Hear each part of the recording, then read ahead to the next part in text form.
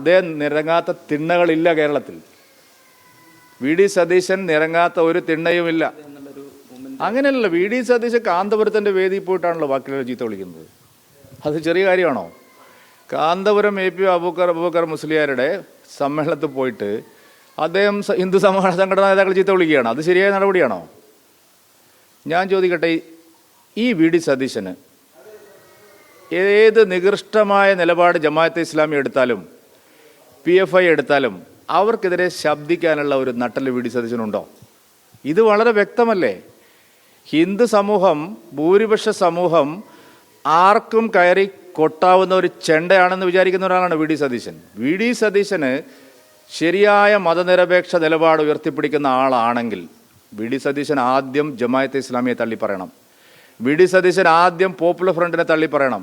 V D Satheesan നാടിനെ കലാപഭൂമിയാക്കാൻ ശ്രമിക്കുന്ന എല്ലാ നീച ശക്തികളുമായിട്ട് ചേർന്ന് നിൽക്കുന്ന ഒരാളാണ്. എന്നിട്ടാണ് വെള്ളാപ്പള്ളിയെയും അതുപോലെ സുകുമാരൻ നായരെയും അദ്ദേഹം ചീത്ത വിളിക്കുന്നു. അത് സമൂഹം അംഗീകരിക്കില്ല. അതാണ് പ്രശ്നം. അല്ലാതെ കോൺഗ്രസ്സിൽ വി ഡി സതീശൻ മോശവും ചെന്നിത്തല മെച്ചം എന്നുള്ള അഭിപ്രായമൊന്നും ഞങ്ങൾക്കില്ല. ഞങ്ങൾ പറയുന്നത് ഈ ആർജവം, ഞാൻ യഥാർത്ഥ തിണ്ണ നിറങ്ങില്ലെന്ന് പറഞ്ഞു. അദ്ദേഹം നിരങ്ങാത്ത തിണ്ണകളില്ല കേരളത്തിൽ. വി ഡി സതീശൻ നിരങ്ങാത്ത ഒരു തിണ്ണയുമില്ല. എല്ലാ സഭകൾക്ക് മുമ്പിലും എല്ലാ മുസ്ലിം സമുദായ നേതാക്കൾക്ക് മുമ്പിലും പോയി നിരങ്ങി നടക്കുന്ന ആളാണ് വി ഡി സതീശൻ. തെരഞ്ഞെടുപ്പ് എടുക്കുമ്പോൾ പിന്നെ ചില സ്ഥലത്ത് അദ്ദേഹം തലയിൽ മുണ്ടിട്ടാണ് പോകുന്നത്. അതാണ് ഈ പ്രശ്നം. അല്ലാതെ വി ഡി സതീശൻ മാത്രം തിണ്ണ നിരങ്ങാത്ത ആളാണെന്ന് ആരും വിചാരിക്കുന്നില്ല. അദ്ദേഹം നിരങ്ങാത്ത ഒരു തിണ്ണയുമില്ല.